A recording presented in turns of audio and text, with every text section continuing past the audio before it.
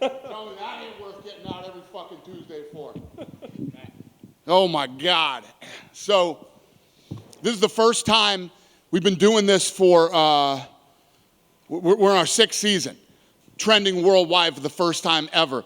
Number 2 in the United States, number 1 in the UK, number 6 in Canada. The list goes on and on of the trends worldwide. Think about the fights that have happened with the guys we've had. We've never trended with the Contender Series till tonight. So this is what this show is all about. This is what,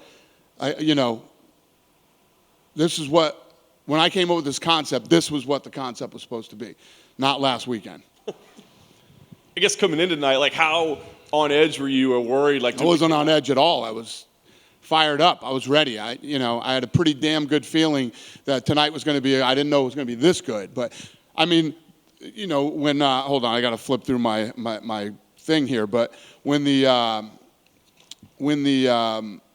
Salvador Ross fight happened, I was like, you don't want to be these next 2 kids coming out in the main event. Holy shit, was I wrong? You know what I mean? What an incredible fight. But, this is,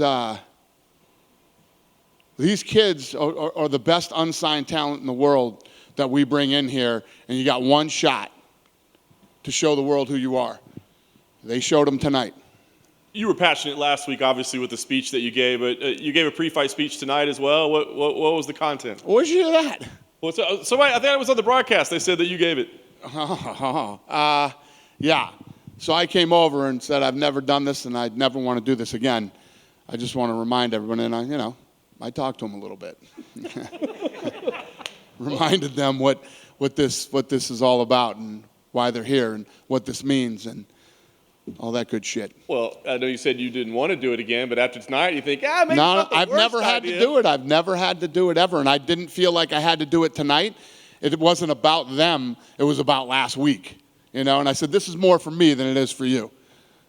Have you checked in with Lorenzo at all throughout the night? Been like, hey man, maybe did you watch? Lorenzo might be Eddie Mush. He might he might have jinxed last week on me. So no more Lorenzo here in the NFL. You can't get Lorenzo out anyway, and he probably didn't even watch tonight after watching last week live. I figured you'd be blowing him up, texting him, be like, make sure you. I didn't have time. I've been freaking out all night. Been incredible.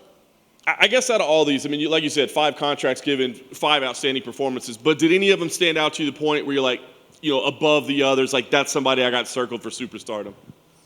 Listen, tonight was all about coming in and performing. I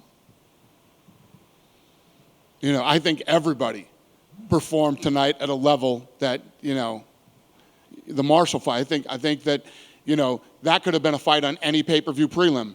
And people would have loved it. So both guys were tough. Both guys wanted it. Neither guy wanted to give up or quit, and Marshall looked incredible tonight. So I think everybody, if you had to pick one guy, which I hate to fucking do tonight, but if you had to pick one guy, Salvador was a 3-1 dog, and just the shots that he was landing on Ross were unbelievable, and Ross's durability. Let me say this about Ross.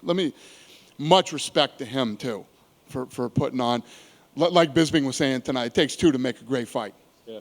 You entered the cage after the Vinicius-Salvador fight. I freaked out. I was freaking out. I said, I have to go in there and tell both these kids how awesome that was. And, I've never done that before either. As far as I know, I haven't. We didn't think you had either. We thought it was the first time. Yeah. And I guess last thing I'll ask of you, was there any thought of maybe giving any, because as you mentioned, like Ross had an amazing performance. Campbell almost won the fight until he got clipped. Did you have any thoughts at all of like, let's give a couple losers some content? Let me say this. Those kids that fought tonight are right there. None of them should be, disgusted with their performance or upset. They're right there. These guys pick up a couple more wins. They'll probably get the call. I know that both Mick and Sean loved Ross. So, you know what I mean? You never know. The thing about coming here is not only do you get incredible experience here, but you get to show everybody, like I said, you show everybody who you are, even in losing. Dana, do you think one of the coolest things about tonight was maybe in 3 fights, the Billy Goff fight, the Salvador fight, the main event, you saw guys who were hurt manage to survive and get themselves back into the fight. And even with Salvador, he was putting the pressure on, and then the opponent comes back. We sometimes see guys gas out when their opponent doesn't go away, but he stayed in there, still, slipping stuff. Do you think Which is what I thought was going to happen. I thought that Ross's chin was so nasty that Salvador was going to gas out and then end up getting hurt himself. But, man, that kid, 3-1 dog, didn't listen to the odds makers, came in here and showed the world who he is. And power at flyweight as well. We don't usually see 100%. He's got a 100% finish rate. Awesome. 100% finish rate. For you guys to be trending, do you think that's like the modern version of Forrest versus Bonner? Yeah, I do. I think that it had a lot to do with last week and how bad last week was. And, I don't know if you guys noticed at the fight, but Joe Pyfer was taking pictures and signing autographs, and people knew who Joe Pyfer was in Dallas, Texas at the fight this weekend. So I think that last week was so shockingly, unbelievably bad that people were interested to see what was going to happen this week. You mentioned at the beginning of this kind of what I'm about to say now, but do you think when you have a night like tonight, the fights like tonight, in the format you have it, quick, fast-paced action, that it shows MMA has you don't have to have a UFC pay-per-view, you can have a different way of consuming this content? Guys, you know this to be true. If you are a fight fan, you are out of your fucking mind if you're not watching the Contender Series on Tuesday night. If you are a degenerate gambler, you are out of your mind not to watch. You had a guy, when you put on boxing fights, the guy who's 1,000-to-1 odds, the guy who's the favorite to win always wins, right? A 3-to-1 dog won tonight. I mean, anything can happen in these fights, and usually do. They're exciting, they're fun, they're fast-paced, there's no bullshit, there's no filler or fluff in the middle, man. We just roll right through great fights. And if you're a fight fan or a gambler, this is the show to watch on Tuesday nights. I actually think you had 3 underdogs win tonight, so that would say, yeah. Yeah, and the other kid was an underdog too.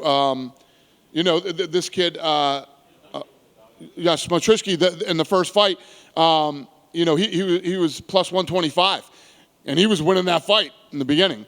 So you never know, man. I just want to ask you one thing about outside this. This Thursday, you've got a boxer, Callum Walsh, boxing. Yeah. Curious how you took an interest in him and what exactly about him is exciting enough for you to even bother with boxing at this point. So I met him through Tom Loeffler and Freddie Roach. And I like the kid. I like him personally. I like his style. He's 3-0 with 3 knockouts. And Loeffler puts on these unbelievable fights in L.A. It's sold out already. This fight's sold out on Fight Pass on Thursday night. And the last time I went, the matchmaking is excellent. That's why we did a deal with these guys and put them on Fight Pass.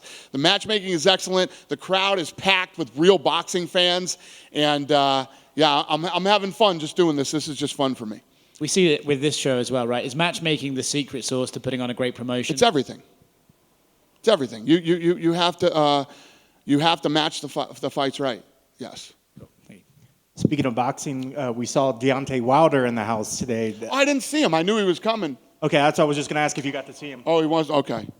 I'm going to go talk to him right now. Yes. Okay, I was going to say, I don't know what, you just found out he was training, or you guys, is this one of those guys, I know you always keep your hands in boxing. Is this a guy that anytime you get a chance to talk to these high-level boxers, you try to bring him in here and show the facilities and just... No, I think Deontay Wilder's training here for his fight. And he's here at the training here at the Apex, and I knew he was coming tonight. I just didn't see him yet.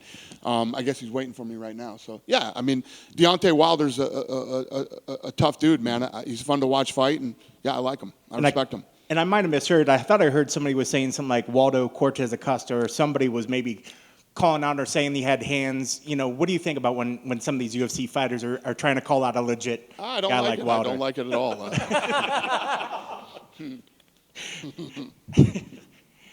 And then the only decision of the night, Francis Marshall.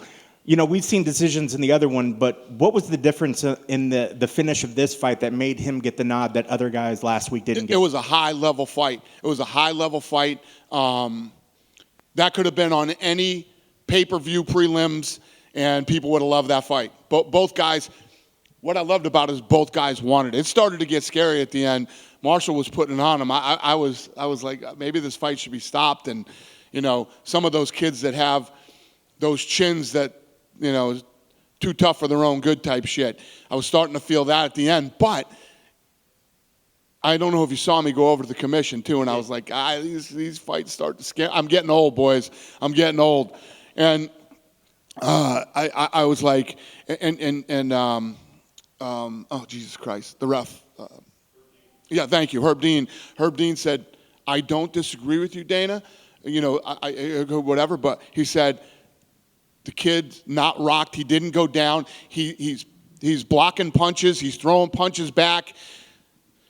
I said, yeah, I don't disagree with you either, Herb.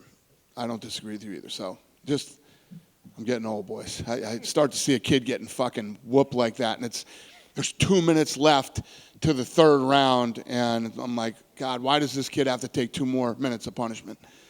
So when you went over there, did you at first sort of voice that, hey, this fight probably could have gotten No, I stopped? said, listen, this is one of those fights where I think just because the kid didn't get knocked down or he's not wobbled and all over the place could be stopped. And the commission, you know, gave me their point of view, and I didn't disagree. And last one for me. I know we're going to hear from you this week, but if you could just maybe preface this weekend's fight, Santos and Hill. What are your thoughts on that upcoming main event that we're going to see on Saturday? Yeah, no, I'm excited. That card, I'm excited for the Luque fight too. The Luque fight should be fun. That main event should be fun. I'm excited. Yeah. Hey, Dana. Jamal Hill, a Dana White Contender Series veteran, is headlining his second straight fight. Just what are your thoughts on him? And actually, him and Sean O'Malley have been going back and forth of like who's the most successful Contender Series veteran. Who has Sean O'Malley and who? Sean O'Malley and Jamal Hill. Oh, yeah. And what about it? What are you asking me? Just what are your thoughts on Jamal Hill, and between them two, like who's the bigger, like who's the... Well, we're going to find out. We're going to find out. You know, they're both heading into fights that are going to make a big difference in their careers. I'm trying to think of what the hell was I going to say? Oh, if you go over to the matchmaking room and you look at the board, so we identify people on the board whether they came from the Contender Series, the Ultimate Fighter, or looking for a fight.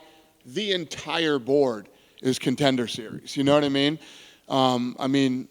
You have so many guys on every card now. It's from the Contender Series, and everybody knows who they are. I think I just said this to you guys, or I was saying it back there. Joe Pyfer was at the fight. He was taking pictures and signing autographs after one fight on the Contender Series last Tuesday. This show makes a big difference and changes these kids' lives very, very quickly. Absolutely. I wanted an update. You said that you were thinking about going to Seattle soon. Is there any update on Seattle? Not on the top of my head, no. Not off the top of my head. No Seattle. We're heading into, everywhere we're going, you know where we're going. We're going to San Diego. We're going to France. We're going to Salt Lake City. We're going to MSG. Just right now, off the top of my head, those are all the spots we're hitting. Gotcha. And then finally for me, Manny Nunes, there was one name that people were kind of throwing back out of a potential rematch in the future, Chris Cyborg. I just wanted to know if that's ever a possibility for her to return and get that rematch. Why? Who's talking about that? Just fans in general. They there was Valentina Shevchenko throwing out the trilogy, and then there's Cyborg, and they were just wondering if that's ever a possibility. Amanda absolutely dominated Cyborg. The Shevchenko fight makes way more sense. And I'm not just shitting on Cyborg because we've had history. To be honest with you, I usually don't talk about this shit publicly. You know how I always say, I don't tell you guys anything. But she actually texted me and wished me a happy birthday, for my birthday. So it's not like Cyborg and I hate each other, and I'm not trying to discredit her, be mean to her. I wish her the best in whatever she's doing. And it was nice of her to send me a birthday text. So I just wanted to reiterate that I am not shitting on Cyborg. Okay? Thank you. Yep. Yeah. Just a quick one. Yeah, Thanks buddy. again for an awesome night, Dana. How big is just Brandon Moreno getting that interim title? And it's crazy how a guy who didn't win the Ultimate Fighter rallied back, got the wins, got back in that octagon, is now just your biggest Mexican star, period. Yeah, no, not Mexican. He's one of the biggest stars that we have. He's one of the biggest stars on the roster. When we do signings with Brandon Moreno, he's one of the most popular fighters in the company. And obviously, the way, again, he's your typical, durable, badass Mexican fighter. See him come out with the headband like Julio Cesar Chavez the other day, and what does he do? He comes out with the Julio Cesar Chavez headband and then finishes the fight with a body shot. Yeah. You ever think of that? Yeah, you didn't think of that, did you? That's pretty fucking awesome, to be honest with you. And do you take if there is a quadrilogy, the fourth, do you go to Brazil or do you keep that in the States? We could do it wherever. Wherever we end up, we end up. We could do that fight in Alaska. That's going to be a big fight. People are going to want to see it. It's just you could watch those guys fight 10 times.